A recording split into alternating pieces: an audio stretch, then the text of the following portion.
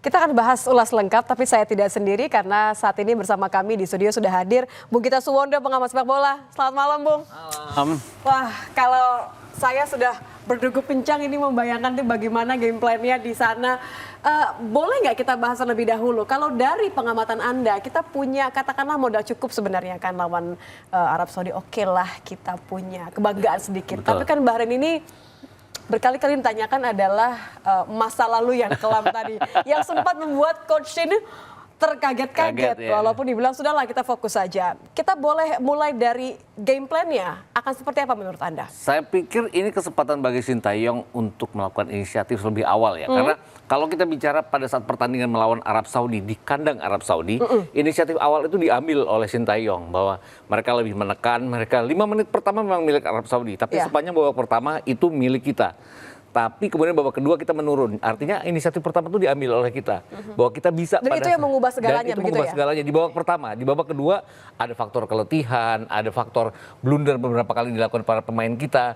Dan game plan dari Arab Saudi yang berubah. Itu yang membuat kita kemudian Kaget agak sedikit tertekan. Tapi kalau kita bermain seperti babak pertama melawan Arab Saudi, kesempatan dapat 3 poin ini sangat besar berhadapan dengan Bahrain. Yang harus diingat adalah ya seperti halnya berhadapan dengan tim-tim Jazirah Arab. Tadi saya dengar Firman juga bilang ya bahwa provokasi mereka itu nomor 1. Bukan ada banyak triknya trik. gitu. Bukan cuma Bahrain loh, semuanya. Bahkan Arab Saudi di babak pertama pada saat mereka tertekan, mereka berkali-kali ya ingin melakukan provokasi terhadap pemain kita. Tapi bisa diatasi oleh pemain kita. Artinya Ragnar bermain keras dan tegas bahwa dia tidak ingin terprovokasi. Itu yang harus dilakukan oleh para pemain kita. Oke, tidak boleh terpancing fokus mencuri di menit-menit awal artinya betul. gitu ya. Dan harus diingat bahwa kita itu banyak sekali pemain kita yang riskan kartu kuning. Ini yang akan dimanfaatkan oleh Bahrain karena riskan kartu kuning itu kan mereka akan dalam ketakutan untuk tidak bisa bermain di pertandingan berikutnya. Ini yang harus tetap diwaspadai oleh kita. Walaupun kita juga tadi di hari ini kita agak ketar-ketir juga ya melihat tiba-tiba rankingnya turun. Nah, iya, ini nomor 5 ya, karena tadi Australia menang ya. Betul, kita agak ketar-ketir. Tapi oke lah, kita mulai dari yang pertama. Artinya ketika head to head antara pelatih, ini kan yang harus dimulai dari sana dulu. Kita punya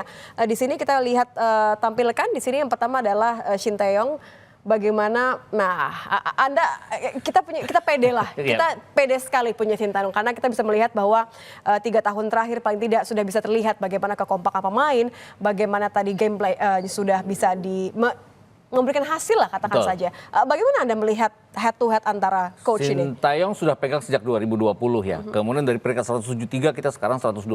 Artinya dari seluruh anggota FIFA yang peringkatnya dalam 4 tahun terakhir ini maju dengan pesat itu Indonesia. Tapi kan kalau kita bicara Bahrain itu ada di peringkat 74 dunia. Tapi peringkat itu saya pikir tuh cuman bahannya pandit untuk ngomong jadinya. jadi nggak terlalu bermasalah karena jadi harusnya nggak main mental ya kalau gitu. Nggak mengalahkan mental. Kenapa? Karena Arab Saudi kan juga peringkat 56. Kemudian Australia bahkan peringkat ke-25 kalau nggak salah. Itu bisa kita atasi, kita bisa walaupun kita bermain bertahan ya. Sepanjang babak kedua lawan Arab Saudi, hampir seluruh pertandingan melawan Australia di GBK. Dan kalau kita bicara Bahrain, secara kualitas permainan kita dengan datangnya Eliano Reinders, kemudian datangnya Max Hilgers, itu kan kita secara kualitas sedikit di atas mereka. Kemudian kalau kita bicara, kita banyak pemain-pemain yang bermain di klub-klub Eropa. Sebaliknya Bahrain juga hanya 2 pemain yang bermain di luar. Satu di Liga Malaysia, satu di Liga Kuwait. Yang ini artinya apa? Kita punya pengalaman lebih ya? Pengalaman kita di Eropa, pemain di Eropa kita kan lebih dari para pemain Bahrain itu sendiri. Tapi balik-balik lagi, mereka bermain di kandang sendiri. Pelatih Jepang sendiri mengatakan bahwa hati-hati terhadap provokasi para pemain dan para penonton. Betul, mereka sudah merasakan sendiri soalnya. Ya, karena mereka pada saat lagu kebangsaan oleh para penonton Bahrain. Itu yang kita tidak boleh terpengaruh terhadap hal-hal itu. Kalau kita bicara bahwa di dalam otak kita kan ada ruang ignoring ya. Nah itu yang harus kita lakukan. Ignore aja yang gitu-gitu. Tutup kuping pasang kacamata kuda gitu ya. Kalau kita belajar dari artinya Jepang saja sudah bisa sukses dengan mengangkat kualitas artinya mereka fokus kepada permainan, mereka fokus pada game plan-nya.